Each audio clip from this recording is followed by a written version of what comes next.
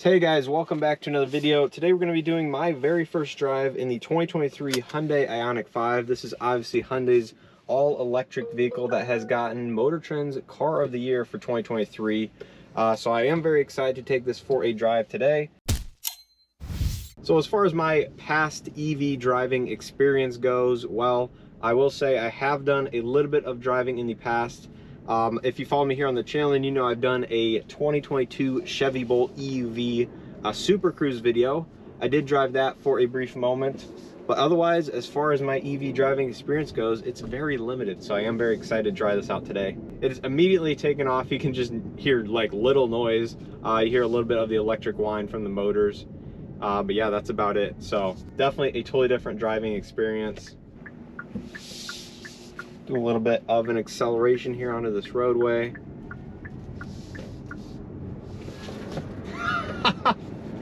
Oh my goodness. It's funny because this isn't even a super powerful EV in the grand scheme of things. But man, all EVs, especially this one, 320 horsepower, 446 pound-feet of torque.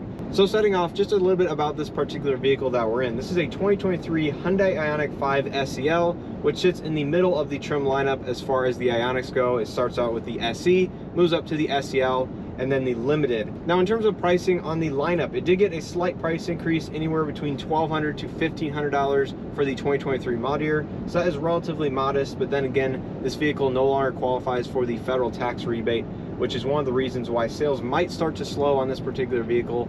Although I will say it's a very good electric car from what I've seen online. Obviously this is my first time driving one, but I think that the fact that what it offers for the overall price point is going to overcome that lack of the federal tax credit at least a little bit. So we'll have to see how sales are moving forward, but just know this vehicle starts right around the upper $40,000 to $50,000 price range, depending if you get rear-wheel drive or all-wheel drive, and goes all the way up to about the $57,000 price point, fully loaded for a limited all-wheel drive. So the one we're sitting in today is just over $52,000 as equipped with all-wheel drive and destination.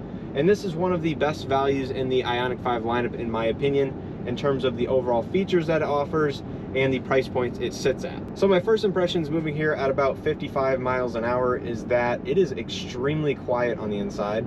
You do hear a little bit of tire noise and a little bit of wind noise, but outside of this, pretty quiet. So I bumped up the regen to level 2, so it's obviously going down a little bit quicker than it was before.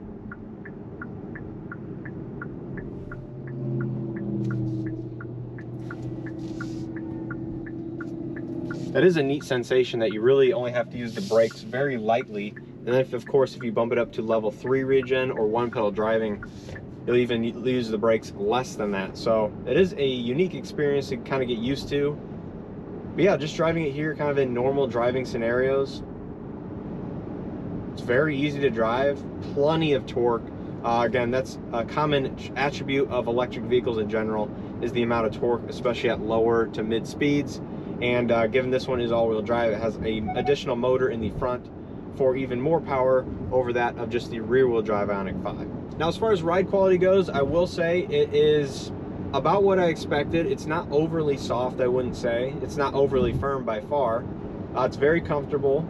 We're going over probably pretty modest bumps right now, but as I see it, I think it's very comfortable. The seats themselves, being an SEL, it gets the H-Tex leatherette seating. Seats are very comfortable. They are a little bit wider, so I mean, if you are a larger individual, I would say these seats fit you plenty fine.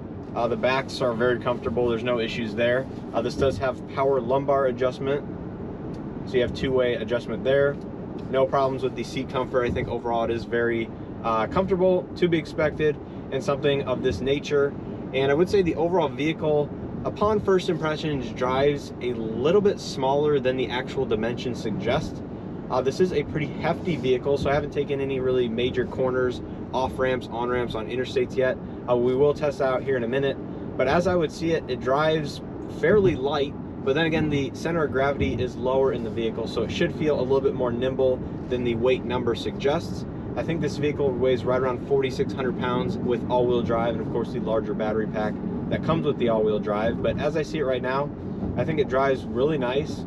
And one thing I do want to touch on really quickly is the fact that a lot of people have been kind of bashing EVs because they require installing additional charging equipment at home. And I would say it would require installing at least a 220, 240 volt outlet somewhere to charge it if you are going to use an EV for an everyday driver and you do have a longer commute, because of course the 120 volt wall outlet provided with most EVs will only charge about 4 miles an hour, which may overcome the overall commute if you plug it in right away when you get home, charge it for 8 to 10 hours overnight, and then repeat your commute on the next day.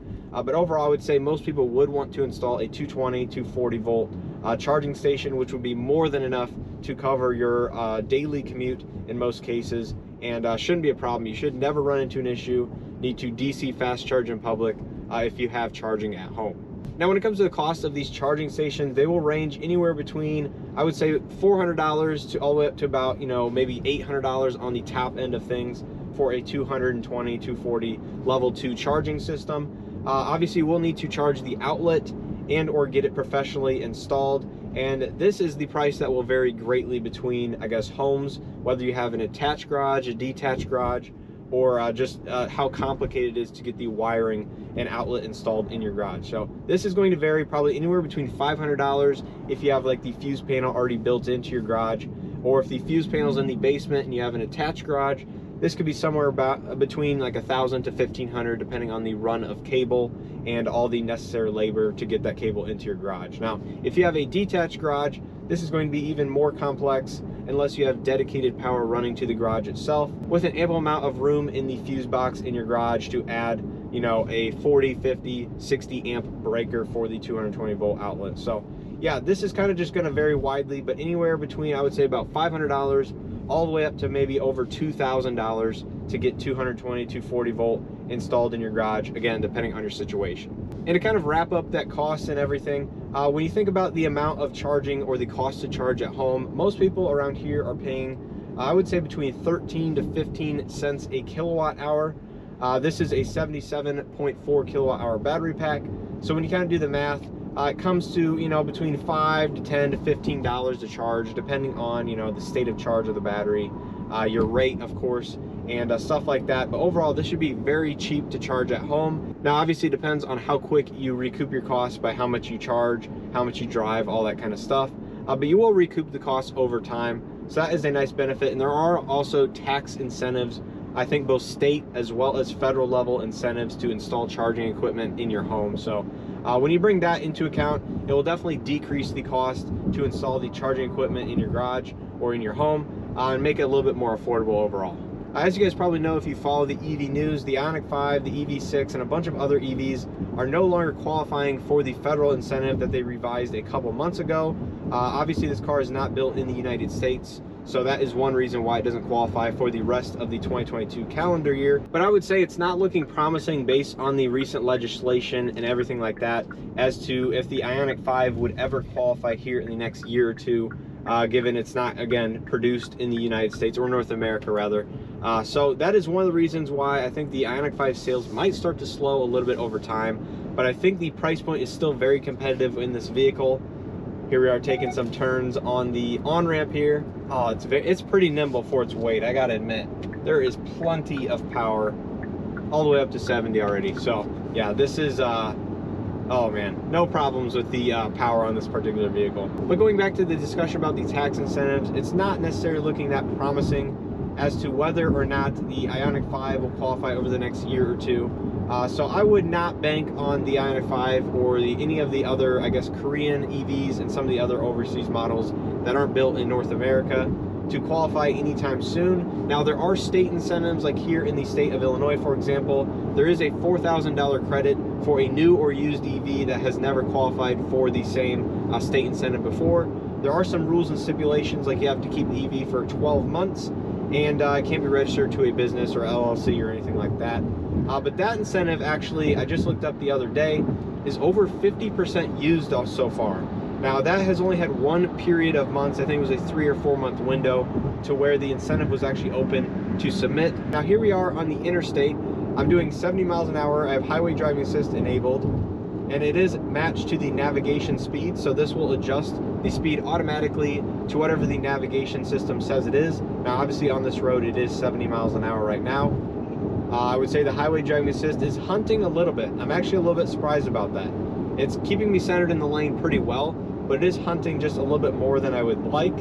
I'm not sure if it's the lines on the road are not painted too well, but it is kind of swaying back and forth a little bit, navigating in between the two lines. But I am rounding out my trip, kind of finishing out here on some roadways with the 55-mile-an-hour speed limit. And I would have to say I am very impressed by the Ioniq 5. Really, this is like the second EV I've ever driven on a roadway. I could definitely see owning an EV for a daily driver here, not too long in the distant future. I think the price point of them is very high for a lot of people, even in the low to mid $50,000 price point, and maybe one or two incentives. Say I got the $4,000 state incentive here in Illinois, it would still be pretty expensive for a lot of people. So I think that is one reason why most people are getting turned off of EVs. And then of course people are scared of the charging, or can't charge at home necessarily if you live in an apartment or any other public spot like that. Charging would be a little bit more difficult, but for most people I think that it would make a very good daily driver if you can charge at home every night. Don't have to worry about stopping at the gas station or doing anything like that. I would definitely really see that as a really nice convenience to have. I am going to try some of the one pedal driving mode. It's called iPedal here in the Ioniq 5. Oh yeah, that's very aggressive. I think the brake lights will illuminate when you have some of the more regenerative braking modes enabled. And here we are coming up to a stoplight. Not going to use the brake pedal at all. Actually have to press the accelerator again. Yeah, just came to a complete stop without using the brake. So that definitely would take some getting used to, but I could see a lot of people hypermiling this car. I think on this drive so far we've gotten 3.1 miles per kilowatt hour, which I think is pretty reasonable, pretty average for the Ioniq 5 and EVs in general.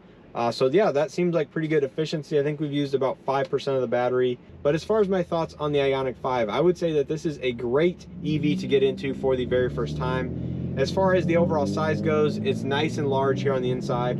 The wheelbase is larger than the Palisade, so you have a lot of interior volume. Being a hatchback, it's very practical, can store a lot of stuff in the trunk or cargo space.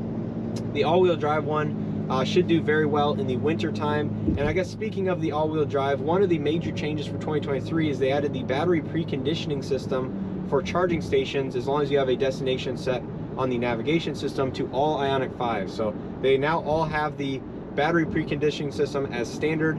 As far as I know, for 2022s, they are not getting that system. The all-wheel drives one already had a heat bump installed, so that will help with that a little bit. But yeah, I think this is a very good entry-level EV to get into.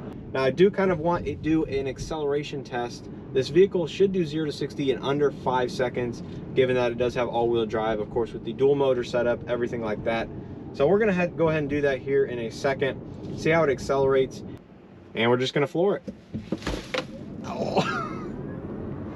Oh man, that's quick. That is quick.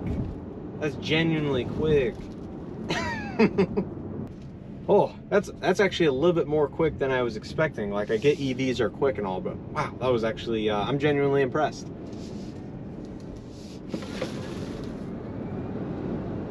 Wow, that's quick.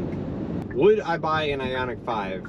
Absolutely. If I was in the market for an EV, looking for something very practical, like I said, with a good amount of range, 266 miles of range with all-wheel drive, over 300 with just the rear-wheel drive, I think this would be one of the top choices in the EV world as of right now. Now, obviously, availability is very low on this vehicle. Production numbers are pretty low. It's just becoming online. Hopefully, they can get more Ioniq 5s shipped out to states in which they sell it. Luckily, Illinois is one of those states, so you can get it in Illinois. But again, it is very hard to come by. In terms of charging, this is one of the quickest charging EVs on the market. It has 800-volt charging architecture, so this can charge very quickly. Hyundai claims it can do 10 to 80% in about 18 minutes, which I do believe. But most of the times, even if you're doing DC fast charging out in public with a 150 kilowatt or higher station, you're going to get somewhere like under 25 minutes of charging. So this charges very quickly if you need to go from a low state of charge all the way up to about 80 to 90% or so. But yeah, I mean, this is just a very good all-around vehicle. It's got Hyundai's Great warranty as far as EV goes and just new vehicles in general. So that would be a huge plus to me. Has all the driver assistance technology that I would like. Highway driving assist is just a bonus for those longer road trips. Yeah, obviously it's got the nice dual 12.3-inch screens for the gauge cluster as well as the infotainment. LED headlights, LED taillights, all the power folding mirrors, just a lot of the nice creature comforts I would like.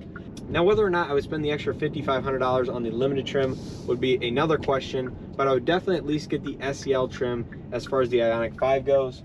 I think it offers a lot of good value for just $1,950 over the base SE. But yeah, I have thoroughly enjoyed this first drive. I think this is a great starter EV. Can't go wrong with it.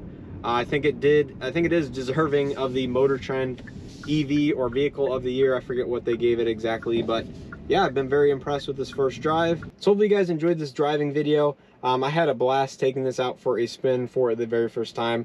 I definitely see the praise and high honors that a lot of the press and media have given this vehicle. So I kind of understand the hype now. It is a good vehicle. Again, one of the more affordable options on the market. It's just too bad it doesn't qualify for federal incentives. But if you guys want to know or see this exact vehicle that I test drove in a little bit more detail, I have a dedicated walk around video here on the channel, so make sure to check that out. I'll go ahead and leave a card up in the corner so you guys can take a look. I go through basically what the 2023 SEL has to offer, again, for just over $52,000 with all-wheel drive and everything like that. But if you guys enjoyed this video or found it helpful, please hit that like button. It really helps out the channel. If you guys are not subscribed, make sure to hit that subscribe button, turn on your bell notifications, and check out some of the other content again I have here. Bunch of Hyundai stuff, bunch of Buick, GMC, as well as Chevy content as far as new vehicle goes, bunch of how-tos, and a little bit of other automotive content as well. So make sure to check that out. Now let me know what you guys think down in the comment section below of the Ioniq 5. You guys happen to own an Ioniq 5? How's your ownership experiences been? I think they made some nice updates for 2023 as far as the slightly improved range, the battery preconditioning system, and a couple other nice changes as well. Now let me know how you guys enjoy this test drive video. I will be making more of these here in the near future, especially as the weather starts to turn. I can do these pretty much in any weather conditions on the outside. So let me know how I can make this a little bit better. I know this was kind of a test run as far as the test drive video goes, the mounting of the camera location and everything like that.